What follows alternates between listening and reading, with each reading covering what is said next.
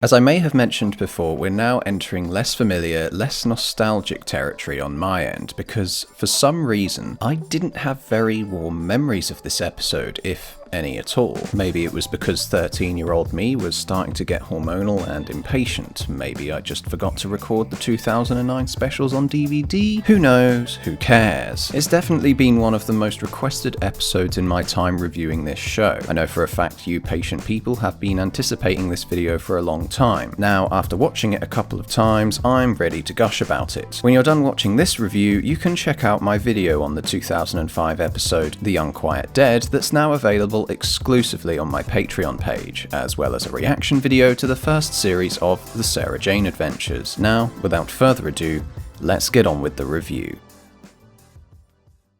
We kick off with some really great establishing shots of the Doctor on Mars, which I must say is a great location pick for this episode. At the time, discovering water on Mars was not only a news-ridden topic, but something that personally fascinated me. To think that in 50 years we'd be existing on our nearest habitable planet is a very optimistic thought. Despite one man hogging the spotlight nowadays in regards to interplanetary travel, it would appear that the general attitude 10 years on is more akin to that of the 1960s, i.e. we need to make Earth more habitable before doing the same to the planets in our solar system. Intriguingly, the episode nods to this idea and uses it for thematic weight. The idea that the Earth nearly died from oil and global warming squabbles, with Mars being their only second chance, makes travelling there not such a bad idea after all. It gives the episode an almost post-apocalyptic feeling, which ties references to things like the Ice Warriors from the classic era into the story without forcing them in for the sake of it. The Doctor arrives at the base with a line that really caught me off guard and had me laughing about it for the rest of the day. State your name, rank and intention. The Doctor. Doctor. Fun. There are also plenty of contemporary references within the episode, like the Bowie Base 1 and the Branson Inheritance lot. Lindsay Duncan's appearance in this episode right from the offset gives us all we need to know. Communication off-world is fairly limited, not to mention delayed, and this is enough to send Adelaide into stiff manager mode. Moments crop up where she won't stand for emotional knee-jerk reactions, trying to keep everyone cool and following protocol on this hostile planet. She's not exactly a companion per se, but her performance radiates authority, and it's clear that the Doctor's own will be challenged in this episode, especially in regards to knowledge. This slowly becomes apparent when the Doctor remembers a disaster on Mars involving the first colonists. The digital predictive news reports felt a bit repetitive for my liking, but served their purpose at emphasizing the tragedy you risk when traveling into outer space, tying in with the idea of Mars being cursed when it comes to space travel. I remember the Beagle 2 lander was lost and was still missing when this episode aired, only to be discovered in 2015. Tragic stories like Waters of Mars are certainly nothing new when it comes to Revival Who, but it's whether the Doctor chooses to save them or not that acts as the glue that holds this story together. It's hurtful to see him attempting to leave at every opportunity, yet the story plays on the audience's curiosity to find out why the mission went so wrong for them all. All these characters are destined to die. Even the laser tag guy from Sarah Jane Adventures won't make it out alive. Oh, guess what? We got a birthday party shoot 'em up booked in for tomorrow. Just bring me children. Okay. It was great that the establishment of advanced technology was seen by the growing of carrots on Mars. Even the line about the Garden of Eden fitted perfectly here, as the forbidden fruit was eaten and the consumer was punished as a result. Unfortunately, I'm not too keen on the out-of-focus transformative fits that are strewn throughout the episode. The turning around jump scare thing that happens twice as well felt very of its time, and I did have a little groan here. However, the cracked mouth and voice change was very disturbing. Water being something we rely on and take for granted works to create a genuinely disturbing antagonist in this episode, more like a force of Mother Nature than anything else, which is something we normally associate with Earth, but is also very evident in outer space. No better can this be seen than when Dr. Tarek is being transformed. That high-paced music swells like a chase is about to unfold, but that's stopped dead in its tracks by this horrific image here. It's so alien that comprehension is just thrown to the wind. This is followed up by the two zombies staring gormlessly into this window, mirrored by the strange and unnerving appearance of the girl locked up in isolation. This stillness and tension reaches its peak as Adelaide gives the command to stop contact with the water. They might as well be on the dry and barren Martian surface at this point. The cherry on the cake was the Doctor's comments about water being the most patient killer in the universe. Water is patient, Adelaide. Water just waits. It wears down the cliff tops, the mountains, the whole of the world. Water always wins.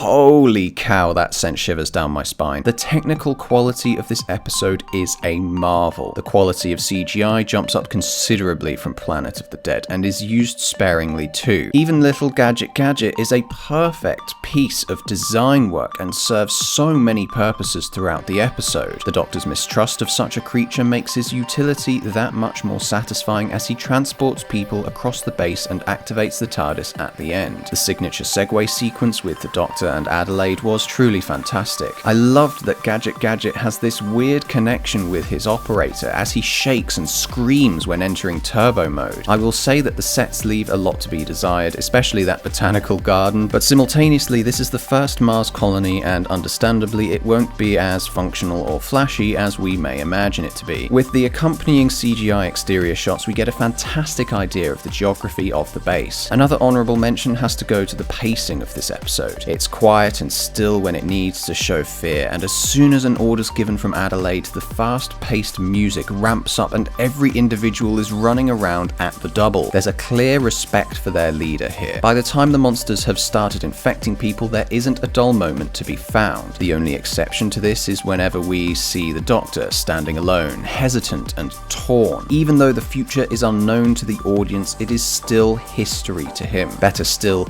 is his instinct to help those in need, which is another reason he cannot simply walk away from this pivotal moment in humanity's interstellar adventures. Even though it would seem like this scenario was conjured purely for another futuristic Titanic Christmas episode, its connection to the stolen Earth is huge. Once again, the arbitrariness of the situation comes into play. 2059 is 50 years on from that fateful day, and they do us one better because the show catches up with itself in this episode. What I mean by this is back in the episode Aliens of London, the Doctor essentially skipped a year. Everything that happens in the present is actually a year ahead of reality numerically, so the Stolen Earth episode actually takes place in 2009, which is in fact the year this episode was released. This might not seem like much to you, but for me this realization blew my mind. It's here that we have the montage of escape. This dramatic preparation was awesome, with the Doctor once again looking sad enough to break my heart. It's kind of weird, but I swear they use a sound effect from 2001: A Space Odyssey here for the module sensors. Murray Gold's score blasts through as the Doctor finally tries to leave, but plays as an undercurrent at possibly the most heartbreaking interaction between the Doctor and Adelaide. The strings pull on the heartstrings, and suddenly Pompeii gets thrown into the mix. What I deemed one of the more unimportant episodes of Series 4 comes back to haunt me here because it does matter to the Doctor. The red lighting on Adelaide works perfectly in showing death slowly creeping up on her. Accompanied by the imagery of the destruction of Pompeii hidden in the mind makes for a crushing moment. This shot of the Doctor relaying the truth of the situation just destroyed me. Best of all is that this pair's lives are truly in each other's hands right here. She could kill him at any moment, and in an abstract way the Doctor has hers, purely from him not acting to save their lives.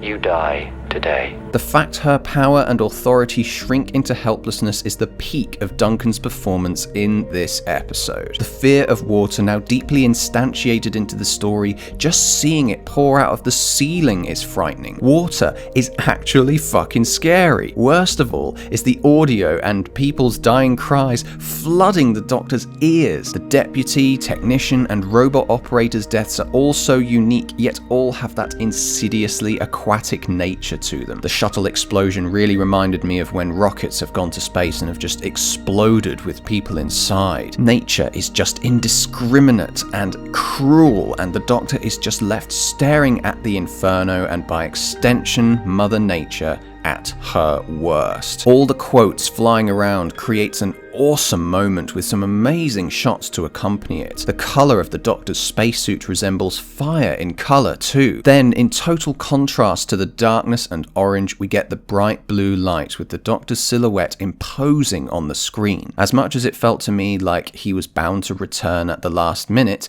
I literally screamed, "Yes!" You get, like, what? 10 seconds to breathe here before the watery motherfucker tried tempting fate knocking on the door. 3 knocks is all you're getting was such an awesome moment. The Doctor laughing in the face of destiny. We've seen this character furious and depressed, yet I think here he is realizing his true power. And as anybody will tell you, absolute power corrupts absolutely. This juxtaposition of emotions for the audience at this point makes this rescue sequence so unique. You want to throw your head down at how he could have picked any moment earlier to rescue them all. Yet the fact he does turn around at the last moment is satisfying to say the least. We're not just fighting the flood, we're fighting time itself!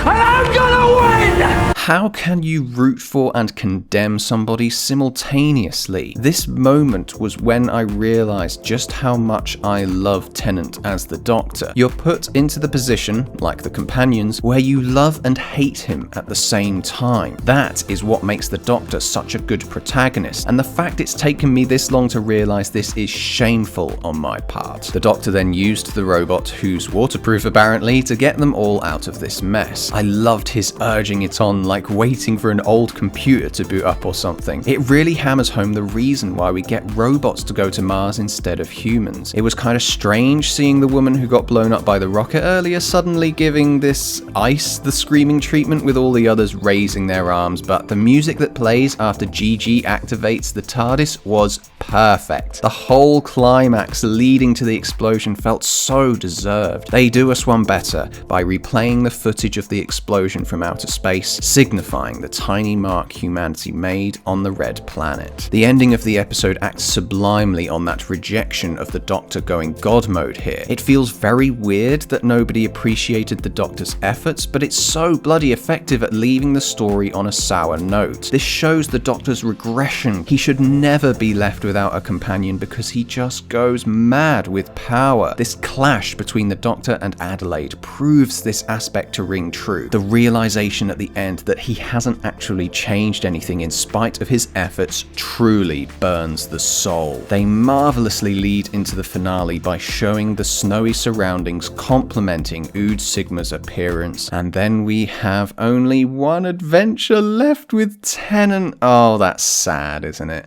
Well, see you all next time on Doctor Who Prepare to Cry edition. So, did it suck?